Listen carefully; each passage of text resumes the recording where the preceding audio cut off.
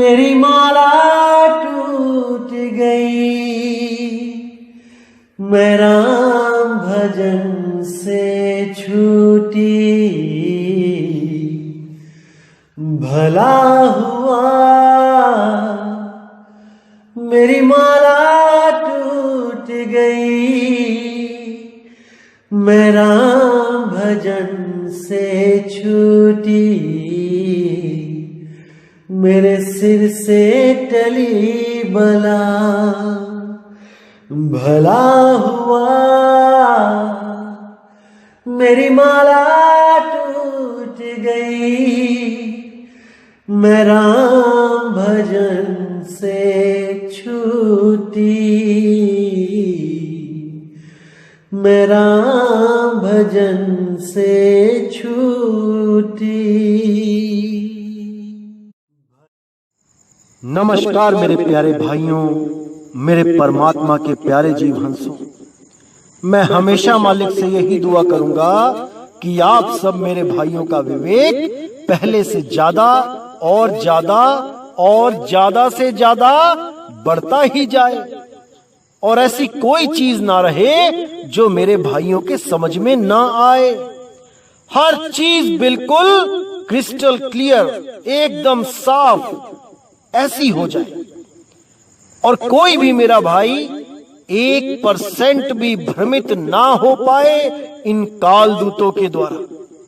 ये जितने भी कालदूत बैठे हैं, एक भी मेरे किसी भाई को भ्रमित ना कर पाए, तभी मैं समझूंगा कि मेरा सत्संग करना सफल हो गया।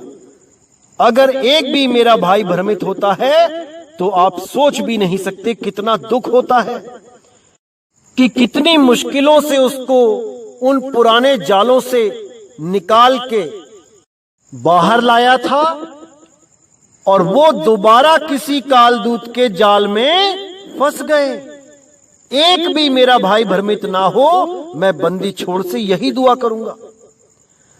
तो भाइयों, बहुत खुशी होती है जब आप लोग भी मैसेज करके मुझे बताते हैं कि एक एक चीज क्लियर हो रही है, और जो हजारों सवाल 50-50 साल पुराने जो आप खोज रहे थे, जिनका जवाब वो इस सत्संग में आपको मिलते ही जा रहे हैं, और हर चीज बिल्कुल क्लियर होती जा रही है।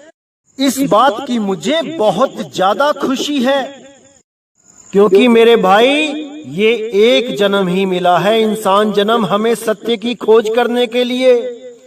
हमारे मन में जितने भी सवाल आते हैं, बचपन से लेके बुढ़ापे तक, हमें उन सवालों के जवाबों की खोज करनी चाहिए। अगर हम नहीं खोजते हैं तो समझो हमने जन्म बर्बाद कर लिया। चाहे वो कोई धार्मिक हो या आध्यात्मिक सवाल हो, हमने हर सवाल को क्लियर करते जाना है, तभी हमें सही रास्ता मिलेगा इस जन्म मरण के बंधन को तोड़ने का। नहीं तो हम बार बार इन्हीं 84 लाख जन्मों में भटकते रहेंगे, बार बार आते जाते रहेंगे, कोई फायदा नहीं उठा पाएंगे अपने इस अनमोल इंसान जन्म का। इसलिए मेरे भाई, हर चीज को अच्छी तरह समझना है, हर चीज को बिल्कुल ध्यान से समझना है, कुछ भी जल्दबाजी नहीं करनी है। धीरे धीरे रे मना, धीरे सब कुछ होए, माली सींचे 100 घड़ा, ऋतु आए फल होए। हर चीज धीरे धीरे होती है। अगर आपको नाम मिल भी गया है, सार नाम की बख्शिश हो गई है, फिर भी धीरज रखिए, धीरे धीरे सब कुछ होगा। ध्यान नहीं लगता है, कोई बात नहीं, करते रहिए, और फिर देखिए कैसे बंदी छोड़ दया करता है। ये सहज का मार्ग है मेरे भाई, हर चीज सहजता से ही मिलेगी। सबसे पहले आप सहज होना सीखो।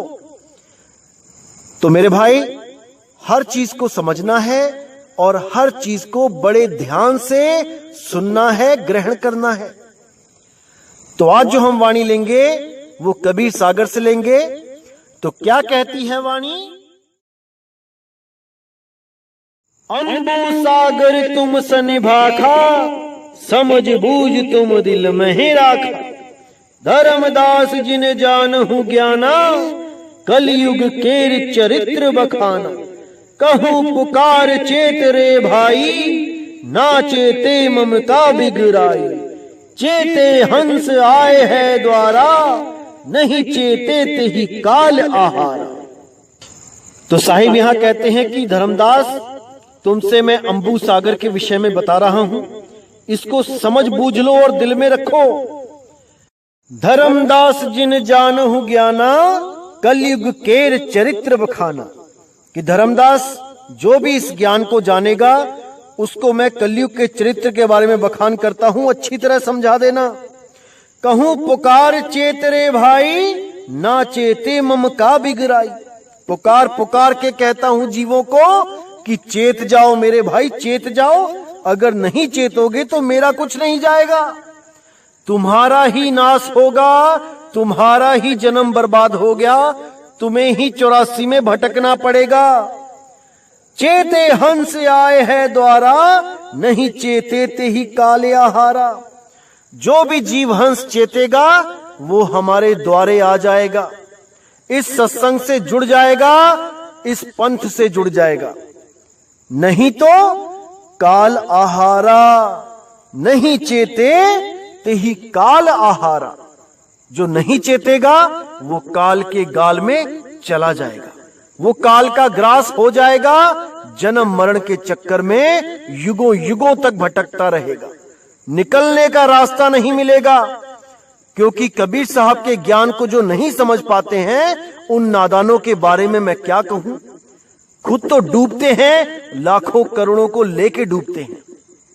तो मेरे भाई, हर चीज को अच्छी तरह समझो। यहां गली गली में भरमाने वाले मिलेंगे, जो कबीर साहब के द्वारा दिए गए नामों का उपयोग करके अपने YouTube चैनल बनाएंगे। जैसे नी अक्षर नाम, निज नाम, अकह अनाम और पता नहीं कौन कौन से। ऐसे चालाक लोगों से बच के रहना है, जो नाम तो कबीर साहब के द्वारा दिए गए यूज करते हैं और कबीर साहब को ही अधूरा बताते हैं। अपने चैनल का नाम रखते हैं कबीर साहब के द्वारा दिए गए अक्षरों का, और उनको ही अज्ञानी जीव बता के उनका खंडन करके खुद को परमात्मा घोषित करने में लग जाते हैं कि हम आत्मज्ञानी हैं, हम स्वयंभू आत्मज्ञानी। ऐसा मूर्ख बना देते हैं ये लोग कि क्या बताऊं। आने वाले सत्संगों में इन सब की गहराई नाप के बताई जाएगी कि कितने पानी में हैं ये लोग। कबीर साहब को, नानक साहब को, सब संतों को मिथ्या करके ये महापुरुष बन बैठे। इन सबको इनका आईना जल्दी दिखाया जाएगा। तो आगे क्या कहती है वाणी? घर घर फिर बोलत ललकारी, करे मेहनती दंभ पसारी। वंश नाम नहीं नाहित जानी, आपन आपन मता बखानी। ममता है जहां तहां कली व्यापू, नहीं ममता तहां साहब आपू। ममता मोह दूर कर डारे, सतगुरु वचन सत्य उधारे। तो साहिब कहते हैं कि ये अधूरे गुरु, ये नकली गुरु घर घर फिरेंगे, बोलत ललकारी, घर घर फिरेंगे, सत्संग करते फिरेंगे ये लोग, और करे मेहनती दंभ पसारी। मेहनती के नाम पे दंभ पसारेंगे, चौका आरती करेंगे, उसमें दीपक जलाएंगे, नारियल फोड़वाएंगे, पान खिलाएंगे, ये दंभ करेंगे। जीव के बदले नारियल देने की बात करेंगे कि नारियल चढ़ा दिया तो एक जीव मुक्त हो गया, ऐसा पाखंड फैलाएंगे। और चौके में आरती करवाएंगे, दिए जलवाएंगे, जबकि कबीर साहब ने क्या बोला कि घट का चौका किया उजियारा। कबीर साहब ने इस नकली चौके की बात नहीं करी कि नारियल फोड़वा के पान खिला दिया। कबीर साहब घट का चौका उजियारा करने की बात करते हैं भाई। अहंकार अभिमान बिदारा, घट का चौका किया उजियारा। तो कहते हैं घर घर फिर बोलत ललकारी, करे मेहनती दंभ पसारी। वंश नाम नहीं नाहित जानी, आपनी आपन मता बखानी। कबीर साहब के असली वंश का नाम नहीं जानते ये लोग। अपने अपने मते को बखान करने में लगे हैं। कोई 5 नाम दे रहा है, कोई 1 नाम दे रहा है, कोई 2 नाम दे रहा है, कोई 7 नाम दे रहा है।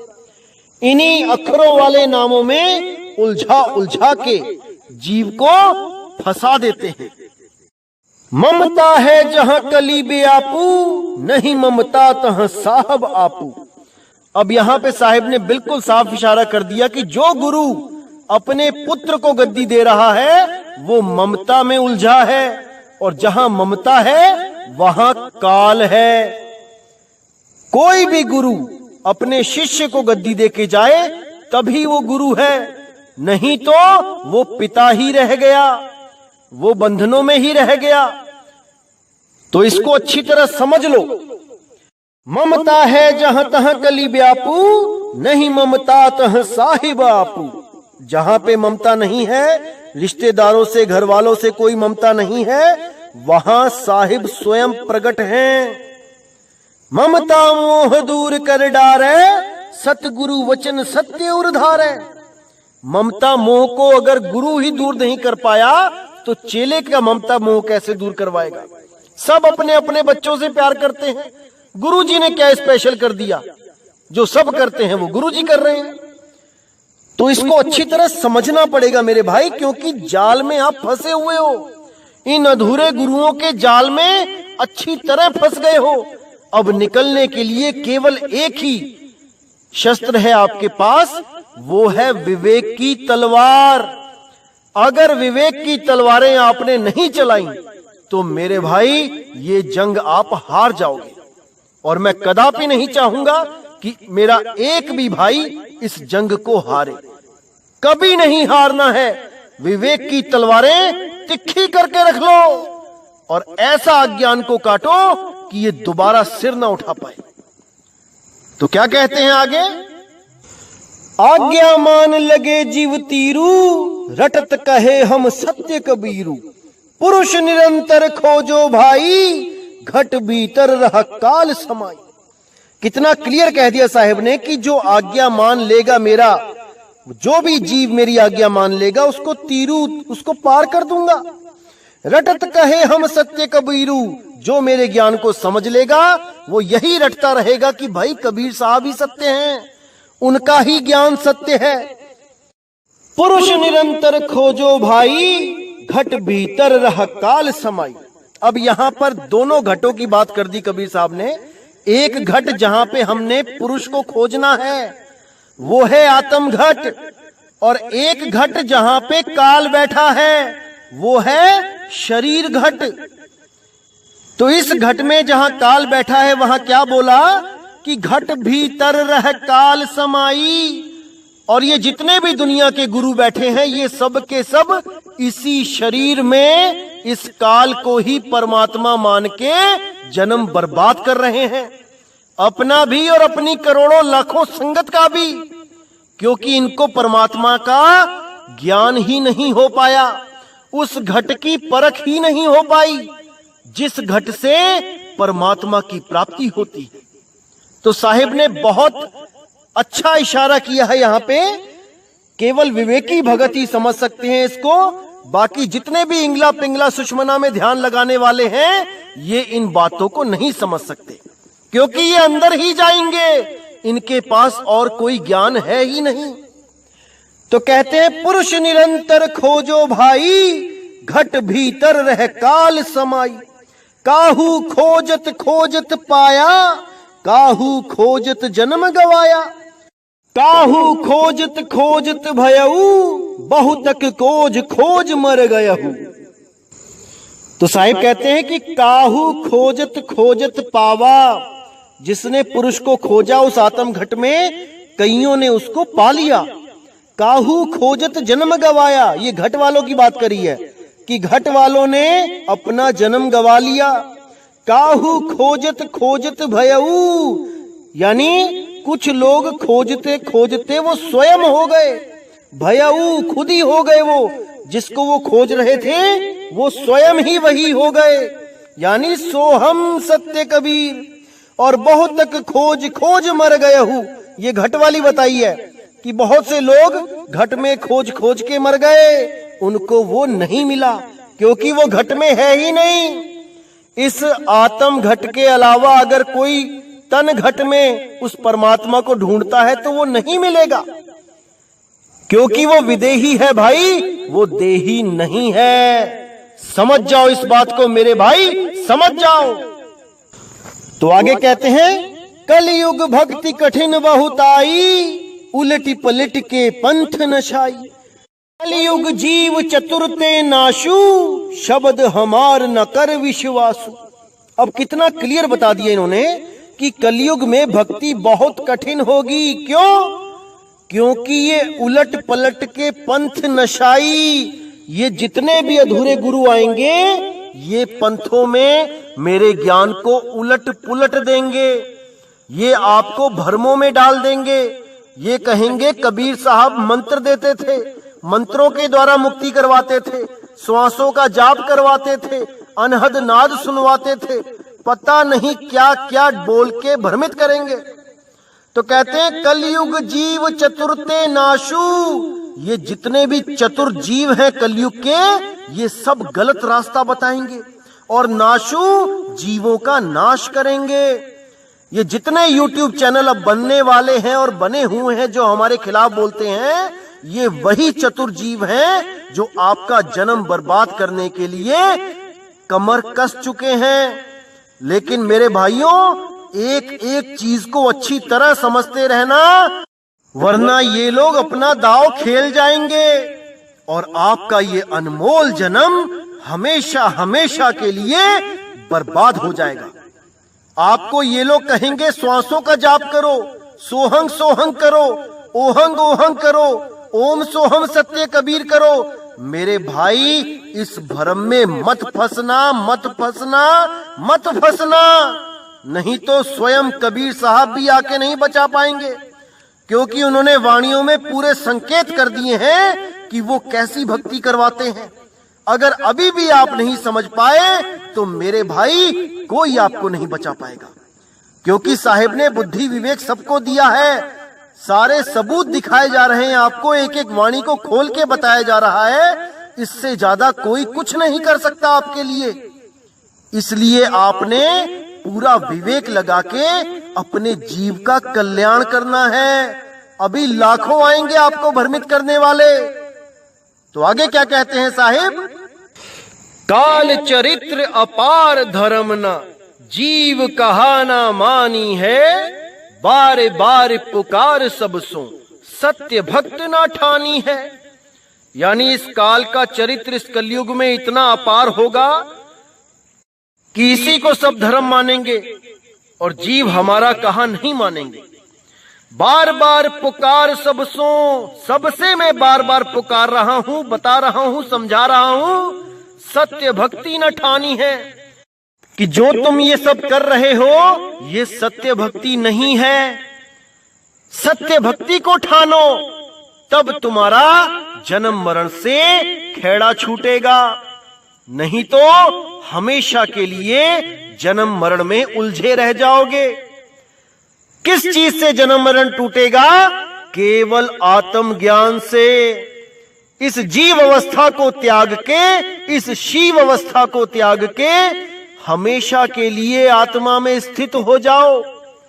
इसीलिए गीता के अध्याय 3 श्लोक 17 और 18 में बोला गया, हे अर्जुन, वैसे तो वेदों में बहुत कुछ कहा गया कि धर्म करो, ये करो, वो करो, यज्ञ करो, जप करो, तप करो, लेकिन जो लोग आत्म ज्ञान को प्राप्त हो जाते हैं उनके लिए कोई कर्म कर्तव्य शेष नहीं रह जाता।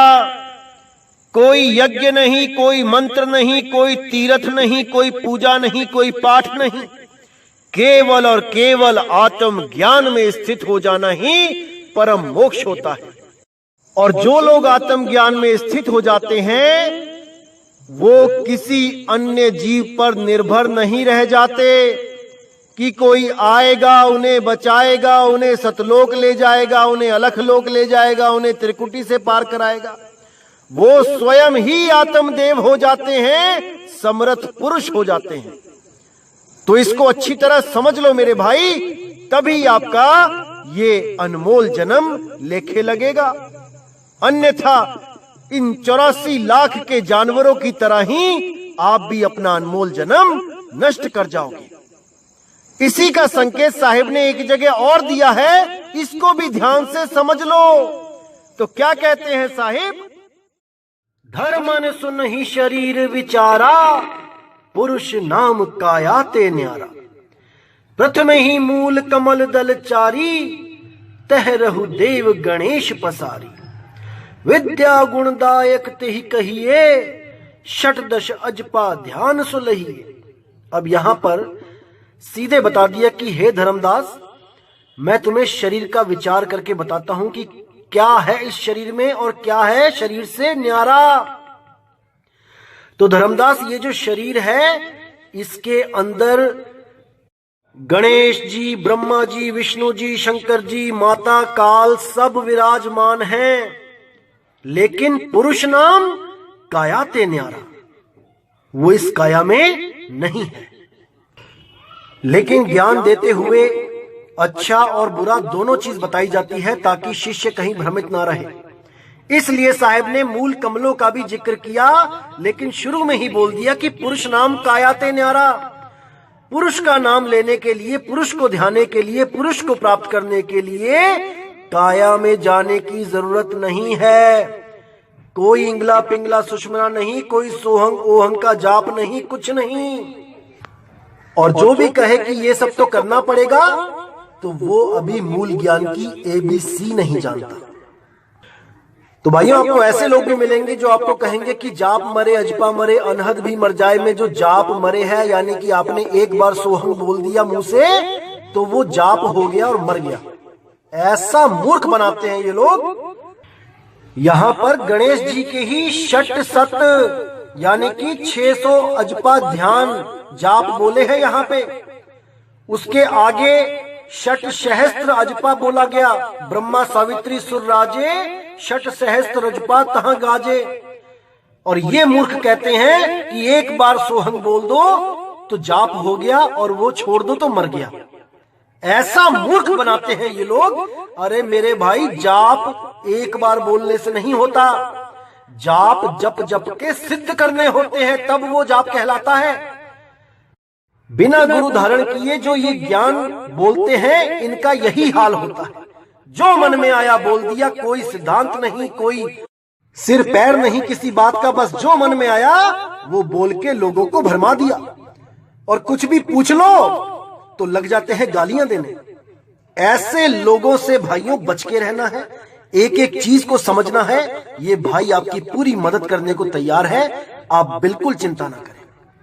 तो यहाँ पे 2 घट का जिक्र आ गया कि धर्मन सुनहु शरीर विचारा। एक तो शरीर घट का विचारा सुन, जिसमें मूल कमल है, जिसमें सावित्री ब्रह्मा है, जिसमें हरि लक्ष्मी है। और एक आत्म घट जो काया से बाहर है, काया से न्यारा है। उसका भेद बिना सतगुरु के कोई नहीं प्राप्त कर सकता, कोई नहीं प्राप्त कर सकता। इसीलिए साहिब ने बोला, गुरु बिन माला फेरते, चाहे वो हाथों में माला फेरे, चाहे वो श्वासों की माला फेरे, क्योंकि ये लोग बिना गुरु के किताबें पढ़ के, ग्रंथ पढ़ के सोहंग का अजपा जाप करने लग जाते हैं। इसीलिए बोला साहिब ने, गुरु बिन माला फेरते, गुरु बिन देते दान, गुरु बिन दोनों निष्फल है, पूछो वेद पुराण। पर इन लोग को ये बातें समझ में नहीं आती। तो मेरे भाइयों, आप लोग ने भरमना नहीं है, एक एक चीज क्लियर कर दी जाएगी आने वाले सत्संगों में। बस धैर्य के साथ हर चीज को समझने की कोशिश कीजिए। और कोई सवाल होता है, मुझे आप मेल कर सकते हैं, मुझे फोन कर सकते हैं, मैसेज कर सकते हैं, आपको जरूर शंका का समाधान किया जाएगा, आप बिल्कुल चिंता ना करें। तो इसी के साथ दोस्तों मुझे विदा करें। जय गुरु बंदी छोड़ वैराग साहिब, जय गुरु बंदी छोड़ बाबा मदन साहिब, जय गुरु बंदी छोड़ बाबा नानक साहब, बाबा रविदास जी, मेरे सभी संत। जय गुरु बंदी छोड़ सतगुरु सत्य कबीर साहिब की सदा ही जय हो, सदा ही जय हो मेरे मालिक की साहिब बंदगी सतना।